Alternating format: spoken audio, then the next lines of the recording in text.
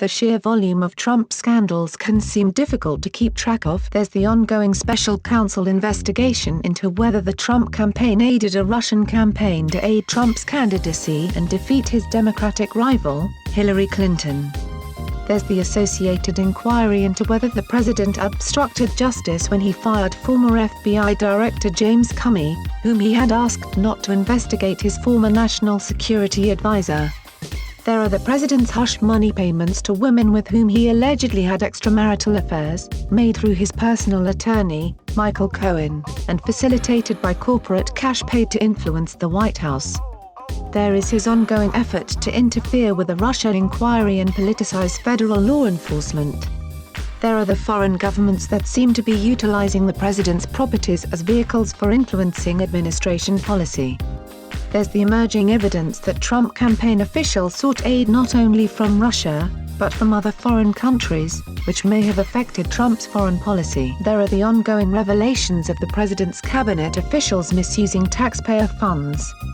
There is the accumulating evidence that administration decisions are made at the behest of private industry, in particular those in which Republican donors have significant interests. The preceding wall of text may appear to some as an abridged list of the Trump administration's scandals, but this is an illusion created by the perception that these are all separate affairs. Viewed as such, the various Trump scandals can seem multifarious and overpowering, and difficult to fathom. There are not many Trump scandals. There is one Trump scandal, singular, the corruption of the American government by the president and his associates, who were using their official power for personal and financial gain rather than for the welfare of the American people, and their attempts to shield that corruption from political consequences, public scrutiny, or legal accountability. Take recent developments. There's the president's attempt to aid the Chinese telecom company ZTE, mere hours after the Chinese government approved funding for a project in the vicinity of a Trump property in Indonesia. There's the millions of dollars corporations paid to Cohen after the election in an attempt to influence administration policy in their favor. Trump's Office of Management and Budget Director Mick Mulvaney, also the acting head of the Consumer Financial Protection Bureau,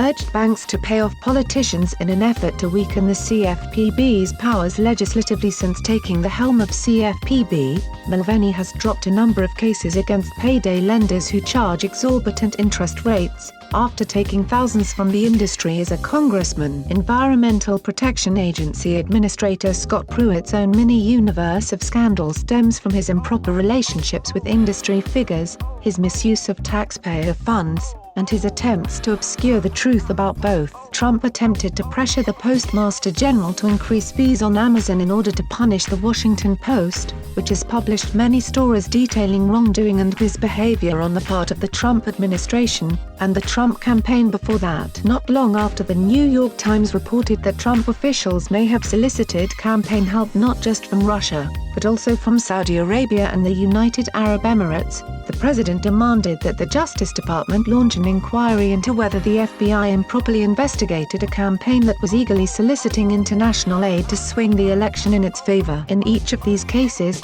the president or one of his associates was seeking to profit, personally or financially, from their official duties and powers when that conduct has potentially run afoul of the law. Trump has sought to bend federal law enforcement to his whim, the better to protect himself and his associates from legal accountability. The president's ongoing chastising of his own Justice Department, and his war of words with current and former FBI officials, stem less from any coherent ideological principle and from Trump's desperate need to protect himself. An authoritarian model of law enforcement, where the president personally decides who is prosecuted and who is not based on his own political agenda, is simply the best way for Trump to shield himself and his inner circle from legal consequences. The president's opponents have yet to craft a coherent narrative about the Trump administration's corruption, even though the only major legislative accomplishment Trump has to his name is cutting his own taxes. But his supporters have, ironically, crafted an overarching explanation to account for how the president they voted for,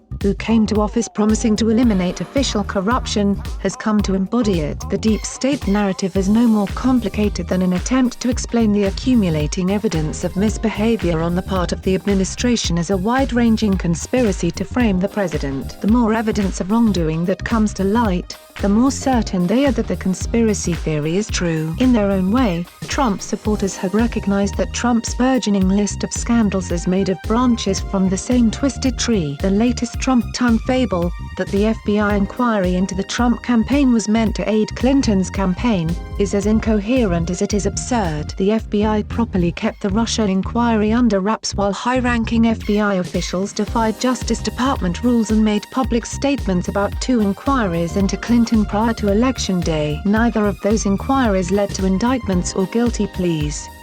The special counsel inquiry has led to more than 20 so far. Had the FBI been motivated by a political vendetta against Trump, leaking the fact of the inquiry on its own, even if it uncovered no malfeasance at all, would have been enough to damage his candidacy. The essential quality of pro-Trump punditry, however, is that their perception of reality must be warped to conform to the latest Trump proclamation, even if it contradicts previous Trump pronouncements or established facts. Trump dictates reality, and his supporters rush to justify whatever has been decreed. In this way, Trump manages to corrupt not just those in his immediate orbit or inner circle, but even those who have never met him, who endeavor to reconcile the insurmountable gap between his words and the world as it exists. I want to emphasize that not everything the administration is doing that I believe is bad is a scandal, which I am defining as official wrongdoing or corruption. The president's ongoing immigration policy, an attempt to displace, through aggressive deportations of otherwise law-abiding undocumented immigrants,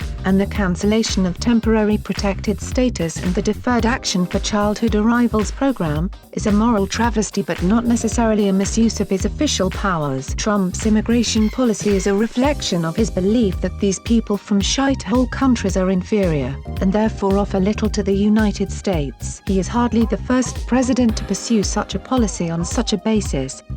But a policy can be morally repugnant without being a scandal. The president's unwavering commitment to this ethno-nationalism persuades his followers that he is incorruptible, despite his use of his own powers for personal gain and profit. You know, I tried to talk about good roads and good schools and all these things that have been part of my career, and nobody listened, the segregationist George Wallace once said of his rise to power. And then I began talking about niggers, and they stomped the floor. These days, they stomp the floor for son of a bitch or animals.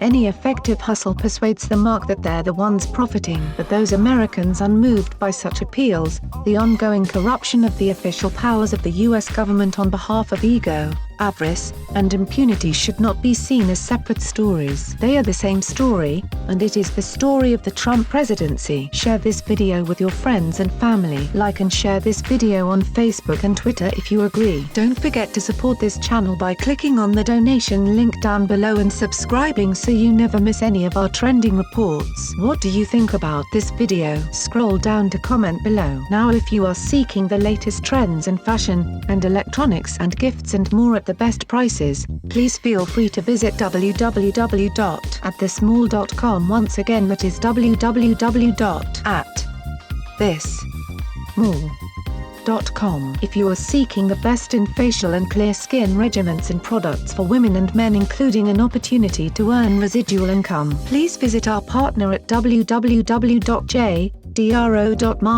r&f.com. All links are in the description box below.